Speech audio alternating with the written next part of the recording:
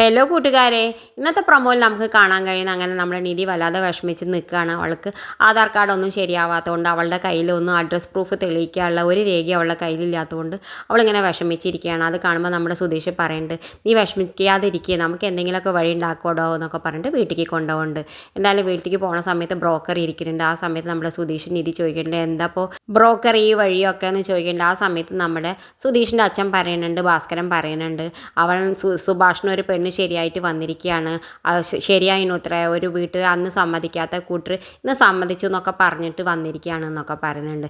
എന്തായാലും നമ്മുടെ നിധി സുധീഷ് എല്ലാവരും കൂടി പെണ്ണ് അന്വേഷിച്ചിട്ട് ആ വീട്ടിലേക്ക് പോകുന്നുണ്ട്. ആ സമയത്ത് നമ്മൾ പണ്ട് സുഭാഷ് പോയിട്ട് വടയൊക്കെ ഉണ്ടാക്കി കൊടുത്ത പെണ്ണിൻ്റെ വീട്ടിലേക്കാണ് രണ്ടാമത് പോകുന്നത്. അവർക്ക് സുഭാഷിന് സ്വഭാവം ഇഷ്ടമായതുകൊണ്ട് രണ്ടാമത് വന്നതാണ്. പക്ഷേ ആ കൂട്ടർ അച്ഛൻ പറയുന്നുണ്ട്, ഒരിക്കലും ഞാൻ എൻ്റെ മകളെ ആ വീട്ടിലേക്ക് കല്യാണം കഴിച്ച് അയക്കില്ല, ഞാൻ ഇവിടെ കുറച്ച് സ്ഥലം കൊടുക്കുക, അവരിവിടെ വീട് വെച്ച് താമസിച്ചോട്ടെ എന്നൊക്കെ പറയുന്നുണ്ട്.